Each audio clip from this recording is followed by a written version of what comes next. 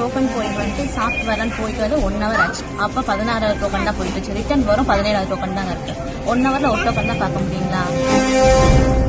கோவை கூடலூர் கவுண்டம்பாளையம் அரசு ஆரம்ப சுகாதார நிலையத்தில் மாதாந்திர பரிசோதனைக்காக சென்ற கர்ப்பிணிகள் உட்கார இடமின்றி தகர கொட்டகைக்கு கீழே மின் விசிறியும் இன்றி சுத்தமான கழிப்பறையும் இன்றி தவிப்பதாக செவிலியர்களிடம் வாக்குவாதம் செய்தனர். இங்க ஒரு சேர் கூட ப்ராப்பரா இல்ல. 53 மேல இங்க பிரெக்னன்ட் லேடிஸ் இருக்கும். சாஞ்சு உட்கார முடியல. ஃபேன் இல்ல. இத்தனை பேருக்கு ஒரே ஒரு பாத்ரூம் தான் இருக்கு. அந்த பாத்ரூமும் கிளீனா இல்ல. மாதந்தோறும் செவ்வாய்க்கிழமைகளில் பரிசோதனைக்காக 50க்கும் மேற்பட்ட கர்ப்பிணிகள் வருவார்கள் என்று தெரிந்தும் நேற்று மருத்துவர் 1.5 மணி நேரம் தாமதமாக வந்ததாக கூறப்படுகிறது. காலையில 8 மணிக்கு நாங்க இங்க டோக்கன் எடுத்து நிக்கிறோம். இன்னைக்கு டாக்டர் 1.5 மணி நேரம் லேட்டா வராங்க. அமைதியா போறாங்க. ஒரு சாரி கேட்க மாட்டேங்கிறாங்க. டோக்கன் போயிட்டு வந்து சாப்பிட்டு வரலான்னு போயிட்டு வந்து 1 hour ஆச்சு. அப்ப 16வது டோக்கன் தான் போயிட்டு ரிட்டர்ன் வரும் 17வது டோக்கன் தான் இருக்கு.